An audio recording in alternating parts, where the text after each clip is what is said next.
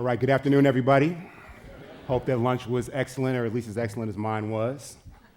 So I'm here to talk about Detroit's diaspora, the Detroit diaspora. So to define the terms really quickly, what a diaspora is a community of people that share a common place of origin. Let's talk about how diasporas start. In Detroit, we all know the story of white flight, the story of exodus from the city, and we know how it started at a macro level. It started by things like the riots in the late 60s, 67, 68, the riots in 1943. They got all this national media attention. I especially love this piece from the Detroit Free Press about the non-rioters and how hopeful they were. Really sort of inspiring, talking about sort of what it means for people to leave a place. But I want to talk today about a micro story, the story about the diaspora and how it started in my own family. And first, it starts with a really funny picture. That one. These are my grandparents and my parents on my parents' wedding day. And what decade do you think they got married in? So my grandparents all moved up here from the South. Both my grandfathers after the wars came up to work at auto companies. You know, very, very traditional African-American migration story. Come up here from the South, work for an auto company, work there for 30 plus years and retire and be happy. Be fruitful and multiply here in the city of Detroit. They had all of their children here in Detroit, including these two people who I think are still attractive that are standing in the middle. My parents. They were born and bred, raised in Detroit, educated in Detroit public schools, loved the state of Michigan, loved the state of Detroit, started their lives here. They graduated from Central Michigan University, Ann is a professor there. Both of them went to grad school together. In this picture in 1982, my mother was pregnant with the small person that would become the big person you're looking at right now. These are people that really loved this place, and they knew the love of place, what that meant. So when you love a place and you're married, and you say, what do you do now? You start a family. So I was born at that hospital on the side, Hudson Women's Hospital in downtown Detroit, on September 25th, 1982. This kid right here. And here you saw all these sort of hopes and dreams of a family kind of start to come together in this only child. And those hopes and dreams were really tied to the place that they were. The place that I love, the people that I love, the family that I love and I'm giving birth to is all based here in this thing called Detroit, this beautiful place. Well, something happened. That's me with my shirt out halfway on the side with the big eyes. That's me. Something happened when I got to first grade. My parents, like I said, born and bred and educated in Detroit public schools. They started to get a little bit nervous. They said, wow, I'm not terribly confident that Detroit public schools can adequately educate my child. You know, he's smart, he's relatively good looking. We think he has a future. But I don't know if his needs and his aspirations will be met by this public school system. But at the same time, I love this place that I'm at, and I fervently, adamantly, uniformly reject the concept of private school and private education because I paid for school already, and I don't think I should have to pay for it twice. So they looked around the city, hey, what's the best schools we can get my kid into? How can we make this work? But ultimately, they didn't know what they could do. So they had to make a choice between their future and Detroit. Between me and my future, me and what they wanted to do, between hope in their kid and their home, the only place they ever knew. Well, like most families would, they chose hope. And what hope meant was they would go and they would find the best school district in metropolitan Detroit that they could afford. They didn't feel like they had the luxury of waiting for DPS to get better. So they moved to Farmington for me to start the third grade. So this, my friends, is how the diaspora starts. You go from the home D to the Orange Away D in Oakland County. This is how it starts. This is how a family decides to get a little bit further away from the place they call home. So what does this mean? What does this imply? What does it mean for people to leave a place? A lot of y'all have probably read a book called Future Shock by Alfred Toffler, and that's a very long quote, but I will tell you the interesting part. is that really, what does it mean when people change their relationship with place? When you leave a place, what does it do to you? What does it do to the place that you're going to? And what does it do to the place that you've removed yourself from? There are implications, both on a public macro level and on a fundamental micro level, personal level. How do you change when you relocate? That's a big challenge, but to me, it's actually a big hope. It's a big opportunity. Because what it says is, you know what? Given all of that potential that exists in all of the people that have relocated, that potential can be channeled, can be used, can be made productive and constructive to the place that they still are connected to and that they still love. And that's what this is all about. One of the challenges that the current mayor of the city of Detroit, Dave Bing, has, as quoted here by Susan Boyle from Wayne State University in the Free Press, is that not only does he need to fix a city, but he really wants to create a place that people want to come back to.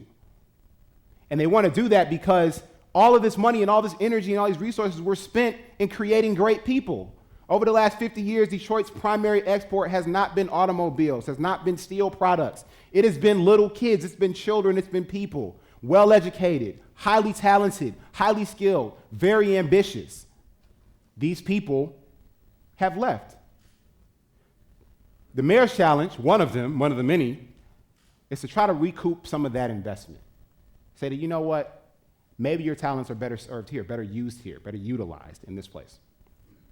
Because when people leave, one of the implications is just less of everything, less people, less taxpayers, less revenue, less services, and less quality services. This is sort of what's happened in the entire Midwest. In every metropolitan and rural center in the Midwest is what's happened from this region of the country that exports people. Back to my story with the good haircut. So my parents, although we moved into the suburbs, they did everything they could to keep me connected to the city.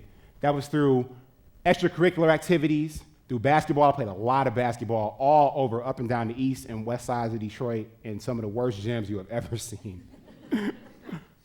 They wanted me to stay there. They wanted me to be connected academically to the city of Detroit. That's where I started participating in the Detroit Area Pre-College Engineering Program, also known as DAPSEP, which the Skillman Foundation funds, which actually enabled me as a ninth grader to come actually take a class here at the Michigan State University campus.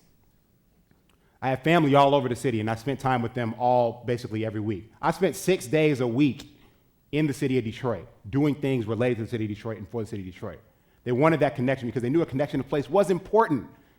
But nevertheless, my connection was a little bit frayed because that wasn't my zip code. That wasn't my area code. And it made it a little bit easier for me to relocate. Now, we're familiar with potholes, big, ugly, nasty, disgusting potholes. Well, how they get to be big, ugly, nasty, disgusting potholes is they start out as cracks in the pavement. So what I'm saying is that every time that relationship is frayed a little bit, it has a chance to spread. So in my case, it meant someone like me actually leaving. So what's the potential here, this sort of phenomenon of people relocating from the city of Detroit, talented people? What is their potential? How can they be useful? You know, they have to accept the principle. They may have moved out of Detroit, but Detroit never moved out of them. I moved out of Detroit, but Detroit never moved outside of me. And I think this is really a large testament to the stuff that my parents did to keep me connected, even though we didn't live there. A lot of y'all may have seen this chart. It was in Forbes magazine or on Forbes.com, where they were basically mapping the exodus and incoming people into different places. When a line is red on this chart, it means people were getting out of Dodge. As you can see, there are no black lines going into Detroit. Everybody is apparently moving out. What that means is that there are a lot of talented people moving out, but maybe we can flip that on its head. So what happened for me is after I graduated from the University of Michigan, I moved out to the OAD in Seattle. But when I got there, organically, sort of naturally, almost instinctively, I sought out other Detroiters. I found a community of Detroiters that had been there since, the late 90s. They were from Detroit, east side, west side. They were from different parts of southeastern Michigan. We got together. They took me under their wing. They cooked for me because I couldn't cook anything when I graduated, and I still really can't.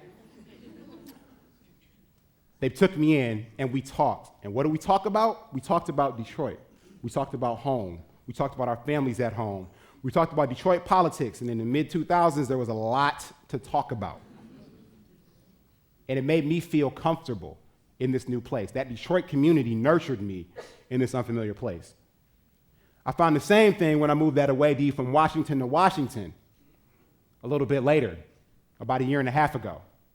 And there I also sought out a Detroit community in the Washington, D.C. community. Again, these people that share this place of origin, these members of this diaspora, these travelers that are interested still in their home. And we get together and we talk about Detroit, talk about Detroit politics, talk about Detroit family, and we talk about the fact that we want to return home and really will do so. So my theory is that these Detroit communities, these Detroit circles, these pockets of Detroit's human capital exist all over the country, in major metropolitan areas, in rural places, and everywhere in between. This Detroit diaspora has fingers in every state and in every city. But what if we could channel that energy, channel that talent, channel that potential back to the city in a way that's constructive? That's what Detroit diaspora is all about.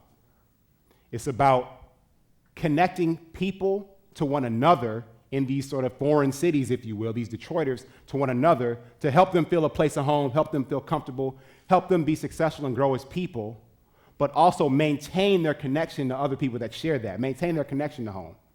And then finally give them a way to channel their energy back towards home. That may mean through something as simple as having connections with community-based organizations in Detroit that are doing interesting work on the ground.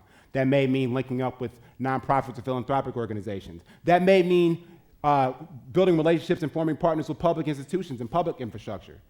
It also may mean finding a way to convince some of those people to move back to Detroit, to answer the tough questions they may have about that concept. Where am I going to send my kid to school?